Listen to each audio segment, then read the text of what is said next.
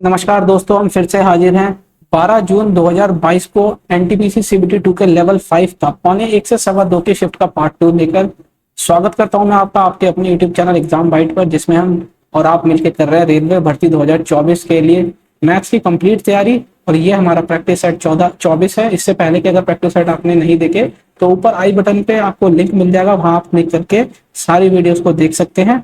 और ये जो वीडियो होने वाली है सभी एग्जाम के लिए महत्वपूर्ण होने वाली है, खासकर 2024 के बच्चों के लिए, जिसमें आपको पता चलेगा कि एग्जाम के अंदर सही अप्रोच क्या होनी चाहिए मैथ्स के पेपर को सॉल्व करने की, जिससे कि कम से कम टाइम में आप जो है ज्यादा से ज्यादा क्वेश्चंस को अटेम्प्ट कर पाए। पहला क्वेश्चन कहता है कि जॉन ने जो है 3 आइटम किसी दुकान से खरीदा, जिसके अंदर आइटम ए का जो दाम है 2/3 है आइटम बी से, वहीं आइटम सी का जो दाम है वो 3/4 है बी से, और ए का प्राइस जो है 88 रुपए दे रखा है, तो सी का प्राइस पूछ रहा है। बहुत ही बेहतरीन ये रेशियो का क्वेश्चन है। तो हम जैसे कि देखते हैं कि ए का दाम जो हुआ 2/3 हो गया बी के दाम से, है ना। अब यही जो सी का दाम हुआ वो 3/4 हो गया किसके, बी के दाम से। तो यहाँ ए बाय बी का जो रेशियो आ गया वो आ गया 2/3, और यहीं पे सी बाय बी का जो रेशियो आ गया वो 3/4 हो गया।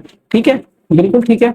अब यहाँ पे साफ दिख रहा है हमको, ये बी की वैल्यू 4 आ रही है, यहाँ 3 आ रही है, तो उसको बराबर कर लेते हैं। तो यहाँ ऊपर नीचे 4 से इंटू कर लेंगे और यहाँ पे ऊपर नीचे 3 से इंटू कर लेंगे। तो अब हमें साफ दिख रहा है कि ये जो तीनों का रेशियो आ गया वो कितना आ गया, 4 2 8, बी आ गया 12 और सी आ गया 9। तो यहाँ पे ए की वैल्यू जो है 88 दे रखी है, यानी कि 11 गुना, और सी का पूछ रहा है तो वो भी 11 गुना 11 निमा 99, यानी कि ऑप्शन फर्स्ट हमारा सही आंसर हो जाएगा। वैसे ये हमको सारा का सारा जो था ये हमको माइंड के अंदर करना था, है ना। ये सिंपल हमें ये लिखना था। तो चलिए देखते हैं अगला क्वेश्चन। अगला क्वेश्चन ये कहता है कि एबीसीडी एक साइक्लिक कोऑर्डिनेटर है, जिसमें ए बी एक डायमीटर है और ए सी डी जो है 35 डिग्री दे रखा है। तो उसका हम फिगर अगर हम बनाए तो कुछ इस प्रकार से बनेगा, है ना।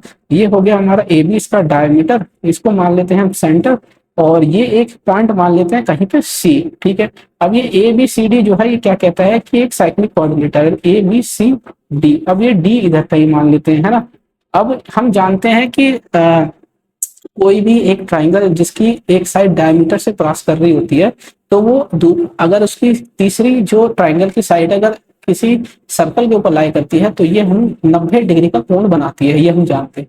अब ए सी डी 35 दे दिया है, ए सी डी तो यानी कि ये जो है 35 डिग्री दे दिया है, तो टोटल ये कितना हो गया, ये टोटल का टोटल हमारा कितना हो गया, ये हमारा 125 डिग्री हो गया। ठीक है, अब ये पूछता है कि बी ए डी बताओ, बी ए डी ये पूरा कोण हमें बताना है। तो हम सीधा जानते हैं कि जो साइक्लिक कोऑर्डिनेटर होता है उसका अपोजिट जो एंगल्स का सम होता है ना, अपोजिट एंगल का जो सम होता है वो 180 डिग्री होता है। तो अगर ये पूरा 125 है तो ये हमारा कितना हो गया, ये हमारा 55 डिग्री हो गया, है ना। दोनों का सम 180 डिग्री होना चाहिए, तो इसका सही आंसर ऑप्शन 4 हो गया। ठीक है, अगला क्वेश्चन देखते हैं, आशा करता हूँ आपको समझ आया होगा। अगला क्वेश्चन ये कहता है कि विमल ने किसी एग्जाम के अंदर, ये बहुत ही बेहतरीन इंपॉर्टेंट क्वेश्चन, बिल्कुल इंपॉर्टेंट क्वेश्चन, ये कहता है कि विमल ने किसी एग्जाम में 46 मार्क्स सिक्योर करे और वो 10 मार्क्स से फेल हो गए लो। अब वो कहता है कि यदि वो 52 मार्क्स प्रतिशत मार्क्स स्कोर करता है तो उसको जितने मार्क्स चाहिए पास होने के लिए उससे 8 नंबर ज्यादा मिल जाते हैं। कम से कम मार्क्स जो चाहिए होते हैं पास होने के लिए 8 नंबर ज्यादा मिल जाते हैं। तो हमें बताना है कि कम से कम मार्क्स कितने चाहिए उस एग्जाम को क्वालिफाई करने के लिए। देखो उसका बहुत ही बेहतरीन तरीका बताता हूँ कैसे, कि ये मान लेते हैं कि 46% उसको मिल गए। ठीक है, अब लेकिन वो फेल कर गया किससे, 10 नंबर से। तो अगर उसको 10 नंबर और मिल गए होते तो वो पास कर गया होता। बिल्कुल सही बात है, इस 46% में अगर उसको 10 नंबर और मिल गए होते तो वो पास कर गया होता। अब यहाँ पे साफ दिख रहा है कि बता रहा है 52% उसको मार्क्स मिले, जिसमें 8 नंबर उसको ज्यादा मिल गए मिनिमम से। तो अगर इसमें 52 में से अगर 8 नंबर से कम भी मिले होते तब भी वो पास कर जाता। तो यानी कि ये भी पास की इक्वेशन हो गई और ये भी पास की, तो हमने दोनों को इक्वेट कर दिया। अब यहाँ से ये 46% अगर इधर जाएगा तो कितना हो गया, 52% माइनस 46%। ठीक है, अभी 8 इधर आ गया तो ये कितना हो गया, 10 + 8। तो यानी कि 6% की वैल्यू कितनी आ गई हमारी, 18।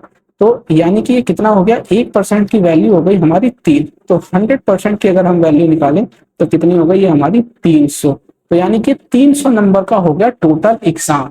कितने का, 300 नंबर का हो गया टोटल एग्जाम। लेकिन अब यहाँ पे एक चीज हमें याद रखनी है कि यह पूछ रहा है मिनिमम क्वालिफाइंग मार्क्स पूछ रहा है।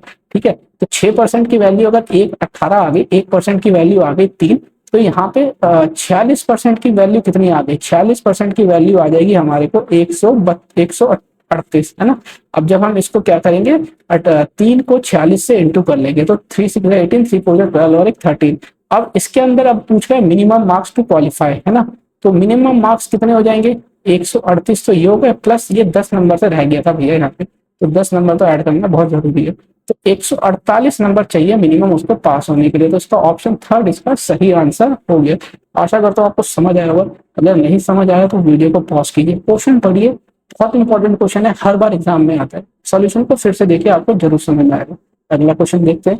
अगला क्वेश्चन कहता है कि राहुल ने एक निश्चित धनराशि को जो है 2 साल के लिए 60% कंपाउंड इंटरेस्ट पे जो है इन्वेस्ट किया, जहां पे चक्रवृद्धि ब्याज जो है सालाना लग रहा है। अगर उसको 2 साल के एंड पे जो ब्याज मिलता है चक्रवृद्धि ब्याज 11,700 होता है कंपाउंड इंटरेस्ट, तो आपको बताना है कि उसने कितना धनराशि को जो है इन्वेस्ट किया था, है ना। तो ये हमें जो है इसके अंदर निकालना है। तो अब जैसा कि हम जानते हैं कि 2 साल के लिए कंपाउंड इंटरेस्ट अगर हम इफेक्टिव निकाल कंपाउंड इंटरेस्ट 2 साल के लिए, तो हम जानते हैं 60 प्लस 60 प्लस 60 इंटू 60 अपॉन 100, है ना। इफेक्टिव कंपाउंड इंटरेस्ट हम निकाल रहे हैं यहाँ पे, तो 60 60 120 हो गया। अब यहाँ ये 2 जीरो से ये 2 जीरो चला गया, 6 से 2 बार किया तो 36, यानी कि कितना हो गया 156%, है ना। कितना हो गया कंपाउंड इंटरेस्ट हमारा 156%। तो यानी कि अगर हम देखें कि 100 की वैल्यू पे अगर कोई धनराशि इन्वेस्ट हुई है और कंपाउंड इंटरेस्ट उसको 156 मिला है, तो ये कंपाउंड इंटरेस्ट की वैल्यू कितनी दे रखी है 11,700। तो 156% की जो वैल्यू है वो कितनी दे रखी है 11,700। तो जब हम इसको काटेंगे तो ये हमारा कितनी बारी में चला जाएगा, ये हमारा चला जाएगा 75 पारी में, है ना। तो यहाँ पे जो हमारी धनराशि आ जाएगी वो भी 75 गुना हो जाएगी। तो यानी कि 7,500 हो गया हमारा सम, जो कि ऑप्शन ए इसका सही आंसर है, 7,500, है ना। तो यहाँ पे अगर हम चाहें तो उसका कैलकुलेशन भी करके देख सकते हैं कि 156% की वैल्यू जो दे रखी है वो 11,700 दे रखी है ना। तो 11,700 अपॉन 156 इंटू 100। अब ये 4 3 जा 12 हो गया, है ना। 4 3 जा 12, 12 12 3 4 9 जा 36, है ना। तो ये 25 इधर से चला गया, ठीक है। अब ये 39 से कितनी बारी में जा रहा है, यहाँ पे 3 से अगर देखें हम 39 से ये 3 बारी में 117 आता है ना। तो ये 300 ये हो गया, तो 25 दिया 75 और ये 2 जीरो, तो यानी कि 7,500 इसका सही आंसर है। अगला क्वेश्चन देखते हैं। अगला क्वेश्चन ये कहता है कि 3/4 किसी नंबर का अगर मान लेते हैं पी में पी का, उसमें से जब हम जो है सब्ट्रैक्ट कर रहे हैं, रामाकृष्णन ने सब्ट्रैक्ट किया 2/3 नंबर क्यू को, तो जो आंसर आता है वो क्या आता है 5/8 आता है। तो अब उसको बताना है कि what answer Ramakrishnan if subtract 8 times of Q, यानी कि 8 क्यू में से वो 9p को माइनस करता है, तो ये बताना है कि हमारा कितना आंसर आएगा। तो सबसे पहले तो देखो यहाँ पे डिनोमिनेटर अलग अलग है, तो इसको बराबर कर लेते हैं।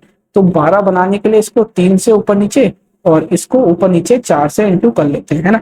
तो ये 9p हो गया, ये 8q हो गया अपॉन 12, और ये आ गया हमारा 5/8। तो ये 4 से 3 बारी में, ये 4 से 2 बारी में, तो 9p minus 8q is equal to 5/2 into 3। तो ये हो गया हमारा 15/2। अब हमारे को ये पूछ रहा है कि 8q में से 9p माइनस करना है, तो हमारा आंसर जो है वो 9p में से 8q आया। तो यहाँ से माइनस हम कॉमन ले लें, तो हमारा ये सीधा 8q में से 9p आ जाएगा, यहाँ माइनस आ जाएगा, तो -15/2 इसका आंसर जो है आ जाएगा, है ना। नहीं, माइनस नहीं, शायद हमने कुछ मिस्टेक ये कर दी है। इसमें पूछ रहा है कि इफ सब्ट्रैक्टेड 8q फ्रॉम बोला गया फ्रॉम 9p में से, है ना। तो ये सही हमारा आंसर आया है, यानी कि 15/2। इसका सही आंसर ऑप्शन 4 हो गया, 15/2। अगला क्वेश्चन देखते हैं। अगला क्वेश्चन ये कहता है कि एवरेज जो है 2 नंबर का वो 46 है ना। एवरेज तो सम कितना हो गया इसका, उन 2 नंबर का सम कितना हो गया 2 इंटू 46, जो कि 92 हो गया। अच्छा, तीसरे नंबर के साथ जो कंबाइंड एवरेज है वो 43 हो जाता है, तो इनका सम कितना हो गया तीनों नंबर का 43 एवरेज के साथ, तो ये हो जाता है हमारा 129। तो अब तीसरा नंबर निकालने के लिए 129 में से 92 माइनस कर दो, तो हमें ये साफ दिख रहा है 37 इसका सही आंसर, ऑप्शन सेकंड इसका सही आंसर हो जाएगा। अगला क्वेश्चन, एक आदमी जो है 825 मीटर 3 मिनट में चलता है, तो उसकी स्पीड किलोमीटर पर आवर में निकालिए, कुछ नहीं है। तो यानी कि स्पीड निकालिए। तो डिस्टेंस का जो फॉर्मूला होता है वो स्पीड इंटू टाइम होता है, तो स्पीड जो आ जाती है वो डिस्टेंस अपॉन टाइम आ जाती है, ठीक है। अब इस 3 मिनट को हम कैसे लिख सकते हैं, है ना। तो देखते हैं क्या हो गया कि पहले तो हम मीटर पर सेकंड में निकाल के उसको किलोमीटर पर आवर में कर लेंगे सिंपली 18/5 से इंटू करके। तो यहाँ स्पीड डिस्टेंस दे रखा है 825, ठीक है। अब ये 3 मिनट है, इसको सेकंड में बदलने के लिए 3 × 60 कर लेते हैं, ठीक है ना। तो ये 180 हो गए। तो जब हम इसको काटेंगे, अब ये हमारा मीटर पर सेकंड में आएगा, किसमें, मीटर पर सेकंड में। हमें निकालना है किसमें, किलोमीटर पर आवर में। तो हम ये 18/5 से इंटू कर लेंगे। तो ये 10 बारी में, तो ये यहाँ पे 6 से 10 बारी में, 3 बारी में। तो ये 3 से ये 3 चला गया, ठीक है ना। ये 5 से अगर हम इसको काटेंगे तो एक बारी में ये 6 6 पंजे 30 और ये 5 25 ऐसे हो गया। और ये 5 से 2 बारी में, तो ये 33 बारी में। तो 33/2 इसका आंसर है। तो अगर हम इसको देखें तो ये हमारा कितना हो जाएगा, ये 2 से 1 बारी में गया और ये 6 बारी में 12 हो गया और ये 5, तो यानी कि 16.5 किलोमीटर पर आवर। तो इसका ऑप्शन 4 सही आंसर हो जाएगा। अगले क्वेश्चन की तरफ बढ़ते हैं। देखिए अगला क्वेश्चन ज्योमेट्री का क्वेश्चन है। इसके अंदर हम चाहें तो फिगर नहीं बना के भी हम कर सकते हैं। कैसे कि एरिया ऑफ बेस जो दे रखा है कोनिकल राइट सर्कुलर कोन का, वो 144 पाई दे रखा है। तो बेस का एरिया कितना होता है, पाई आर स्क्वायर। तो पाई से पाई कट गया, आर की वैल्यू आ गई 12, है ना। बेस हो गया 12 और यहाँ पे स्लांट हाइट जो दे रखी है, वो स्लांट हाइट कितनी दे रखी है, स्लांट हाइट दे रखी है 13। तो ये कितना है 12, तो ये 7 दिख रहा है हमको, 5 12 13 का ट्रिपलेट है। तो वॉल्यूम पूछ रहे हैं, तो वॉल्यूम कितना होता है कोन का, राइट सर्कुलर कोन का, वो होता है 1/3 पाई आर स्क्वायर एच, ठीक है। अब वैल्यू पुट कर लेते हैं, 1/3 पाई के टर्म में निकाल रहे हैं। आर की वैल्यू जो है 12 है, इसका स्क्वायर हो गया और हाइट हमने 5 निकाल ली है। तो यहाँ से अगर हम देखें तो ये कितना आ जाएगा, ये हमारा आ जाएगा 144, 12 का स्क्वायर। तो 3 से अगर हम इसको काटेंगे तो ये कितनी बारी में चला जाएगा, ये हमारा चला जाएगा 4 बारी में और 8 तो 48, है ना। तो अगर हम यहाँ से निकालेंगे 40 और ये 20 और 24, तो यानी कि 240 पाई इसका आंसर आ गया, जो कि ऑप्शन फर्स्ट हमारा सही है। अगला क्वेश्चन देखते हैं। अगला क्वेश्चन कहता है कि टीएसए टोटल सरफेस एरिया जो है सॉलिड हेमिस्फेयर का दे रखा है। तो मान लेते हैं ये हेमिस्फेयर है ना, टोटल सरफेस एरिया। तो यानी कि हेमिस्फेयर का, तो हेमिस्फेयर का टोटल सरफेस एरिया क्या होगा, एक तो ये हो जाएगा और ऊपर से ये हो गया। तो कितना हो जाएगा ये हमारा 3 पाई आर स्क्वायर। कैसे, कंप्लीट स्क्वायर का जो सरफेस एरिया होता है वो होता है 4 पाई आर स्क्वायर। अब उसमें से आधा काट दिया तो ये कितना हो जाएगा, ये 2 पाई आर स्क्वायर हो गया। अब ये ऊपर वाला भी ऐड हो जाएगा पाई आर स्क्वायर, है ना। तो 3 पाई आर स्क्वायर हमारा ये आ गया। तो ये हमको दे रखा है 1848 सेंटीमीटर स्क्वायर। अब ये पूछ रहा है कि length of diameter of the flat surface of the, तो यानी कि बस सिंपली कुछ नहीं है, डायमीटर पूछ रहा है। तो यहाँ से रेडियस निकाल लेते हैं, तो डायमीटर की भी जो है हमारे को इस पर डबल कर देंगे तो आ जाएगा। तो ये 1848 है ना। तो ये अगर हम देखें तो ये अगर हम इसको काटपीट करेंगे तो ये 11 से 2 बारी में, 11 से 1 बारी में बचा कितना 7। तो ये 6 बारी में 6 4 4 ये 8 बारी में चला गया। 3 2 6, तो ये 6 दूनी 12 12 और 48 कितना हो गया, 6 दूनी 12 4, तो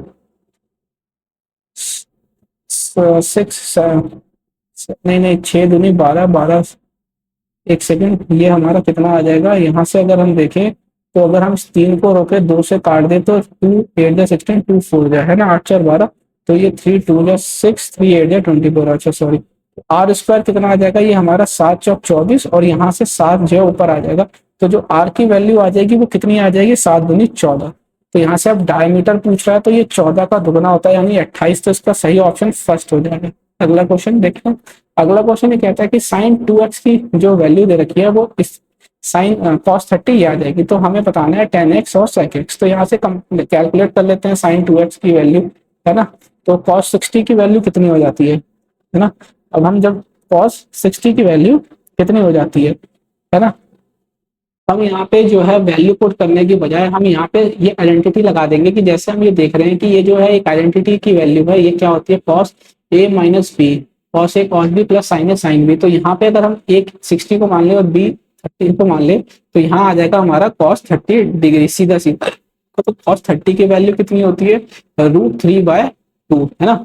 और अच्छा एक चीज और है कि cos 30 और sin कौन सी वैल्यू जो है बराबर होती है ना। तो cos 30 जो होता है sin 60 के बराबर होता है।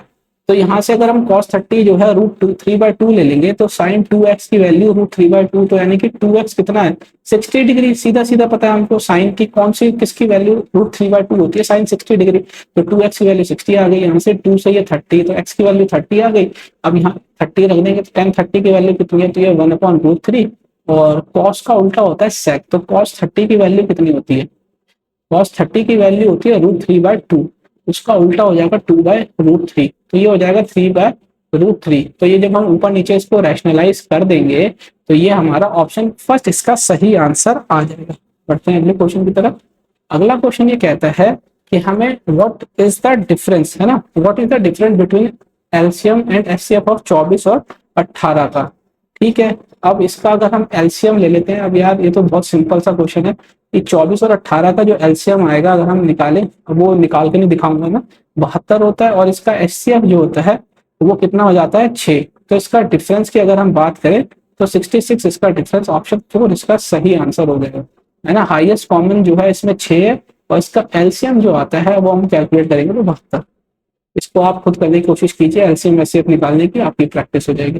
अगला क्वेश्चन देखते हैं कि एक सॉलिड मेटालिक कोन है जिसका डायमीटर जो है 36 सेंटीमीटर है, हाइट 12 सेंटीमीटर, उसको मेल्ट करके जो है छोटे छोटे स्पेयर बना दिए जाते हैं जिनका हर एक का रेडियस 3 सेंटीमीटर है। तो बताना है कितने स्पेयर बनेंगे। बहुत ही अच्छा क्वेश्चन, इसमें कुछ नहीं करना होता, हमें वॉल्यूम बराबर कर देना होता है। तो अब कोन का वॉल्यूम कितना होता है, कोन का वॉल्यूम होता है 1/3 पाई आर स्क्वायर एच।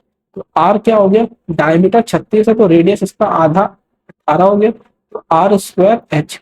अब ये बराबर हो जाएगा एन नंबर ऑफ कोन के, है ना। अब सॉलिड स्फीयर, कोन के नहीं सॉलिड स्फीयर के, तो एन नंबर स्फीयर का वॉल्यूम कितना होता है 4/3 पाई आर क्यूब। आर कितना आ रहा है इसका 3, है ना। अब यहाँ से ये पाई से ये पाई कट गया, ये 3 से ये 3 कट गया, ठीक है। ये 3 से 3, 3 3 जा 9, 9 से ये 2 बारी में कट गया, ये 3 जो है यहाँ से ये 6 बारी में कट गया, है ना।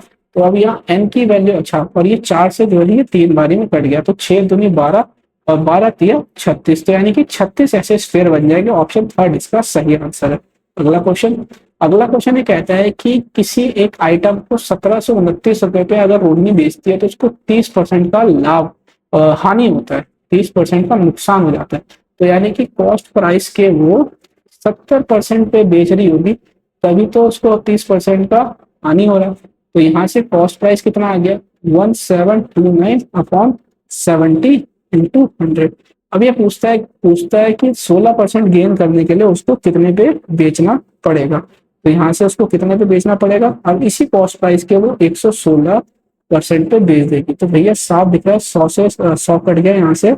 अब अगर हम यहाँ से देखेंगे कि ये 7 से अगर हम देखें तो ये 7 से ये हमारा कट गया 7 दूनी 14, तो ये 7 चौक 28, 28 और 4 ये 7 से 49, है ना, ये आ गया। अब यहाँ पे ये बचा 10, तो इस 10 को अगर हम 2 से काटेंगे तो ये 5 बारी में चला गया, ये 58 आ गया। तो ये 247 इंटू 58/5, है ना। तो ये आ जाएगा हमारा आंसर। अब यहाँ पे हमें दिख रहा है कि इसको या तो कैलकुलेट करें, है ना, या तो इसको हम कैलकुलेट करें या लमसम के हिसाब से हम निकालें, और पॉइंट में आंसर आएगा। और ये 7 8 जा 56 आ रहा है ना। तो 56 आ रहा है यूनिट डिजिट में हमारा, 2 5 2 8 जा 16। तो ये हमने कैलकुलेट करके अगर निकाला है तो ये हमारा जो है 28 के समथिंग के करीब जाएगा। तो हमारा जो है इसका आंसर जो हमने निकाला था वो आ रहा है ऑप्शन थर्ड हमारा सही आंसर इसका। तो हम देखते हैं इसको क्या डीएस से भी निकाल सकते हैं क्या, ये तो कैलकुलेट करना ही पड़ेगा। तो इसका ऑप्शन सही है वो जो वो वैसे थर्ड है, ठीक है। कैलकुलेशन आप देखिएगा एक बार, और बढ़ते हैं अगले क्वेश्चन की तरफ। अगला क्वेश्चन ये कहता है कि एक certain sum was invested as 40% compound interest for 2 years, ठीक है। कि एक क्या नाम है, एक धनराशि जो है 40% ब्याज दर पे जो है इन्वेस्ट की जाती है, कितने 2 साल के लिए, और जो इंटरेस्ट जो लगाया जाता है वो सालाना लगाया जाता है।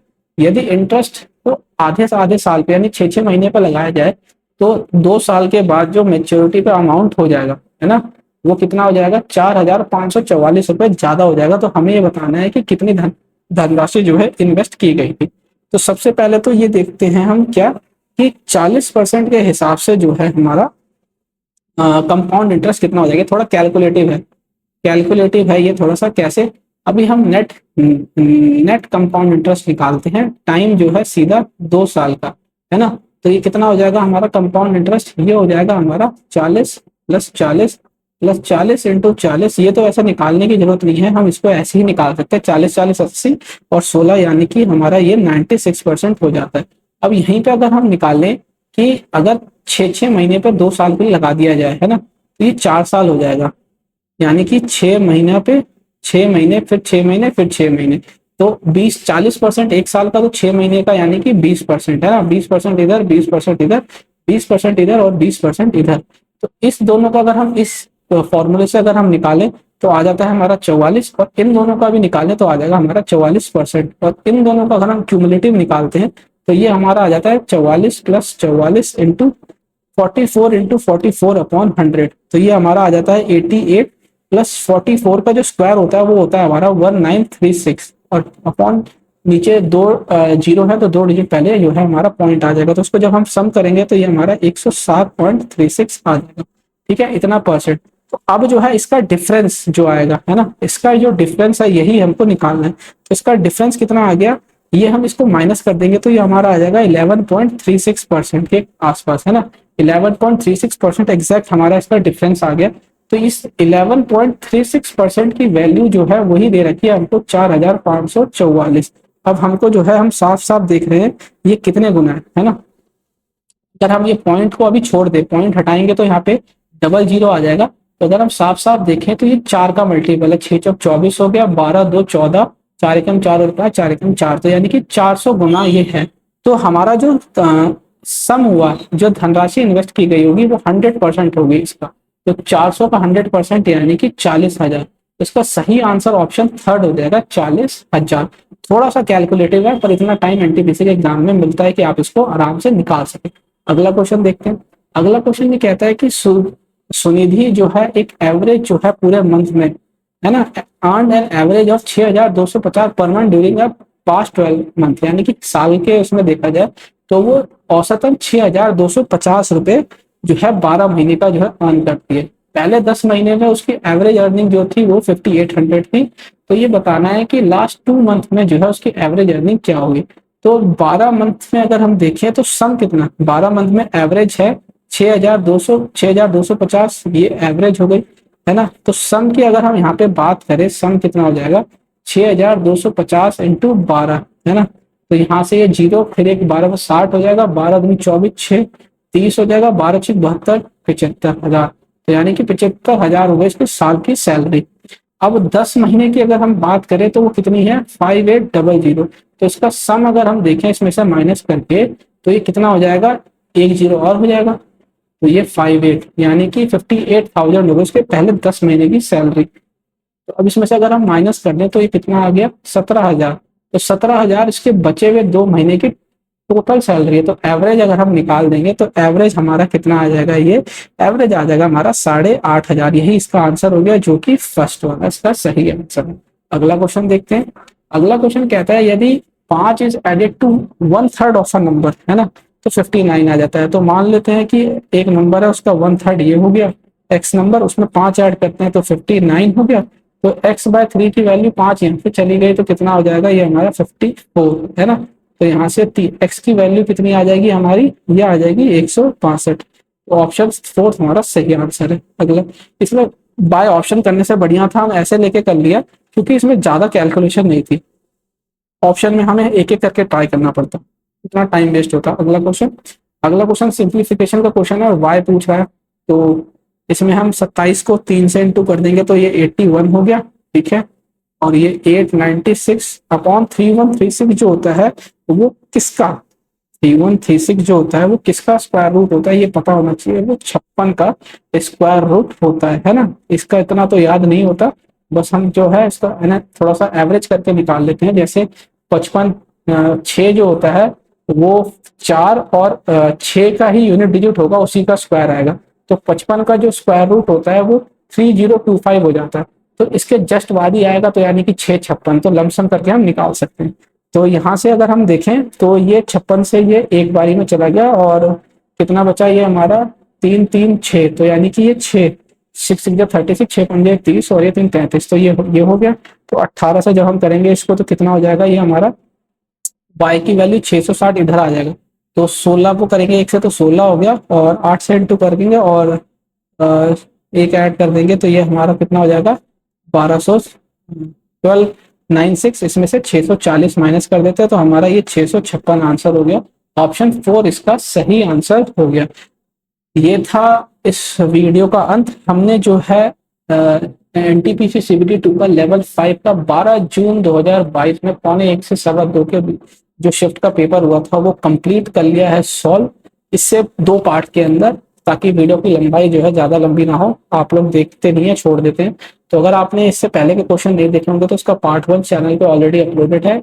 इसके ऊपर आई बटन पे लिंक मिल जाएगा आपको उस वीडियो का, वहां आप देख सकते हैं। और ये इससे पहले के जितने प्रैक्टिस सेट है आप उसको भी ऊपर जाके आई बटन पे क्लिक करके वहां लिंक पे आप जाकर सारी वीडियोस को देख सकते हैं। आशा करता हूँ आपको समझ आया होगा, और अगर वीडियो अच्छी लगी हो, सॉल्यूशन अच्छे लगे हो और आपको बहुत हेल्प करेगा ये इस तरीके की अप्रोच लेके एग्जाम में सॉल्व करने के लिए, तो अगर आपको अच्छा लगा हो तो वीडियो को लाइक जरूर कीजिएगा, और एग्जाम बाइट चैनल को सब्सक्राइब करना ना भूलिएगा, ताकि आपके पास ऐसी और मजेदार वीडियोस और सॉल्यूशंस आपके पहुंचते रहे। तो मिलते हैं अगले वीडियो में, तब तक के लिए एग्जाम बाइट चैनल को देखने के लिए बहुत बहुत धन्यवाद।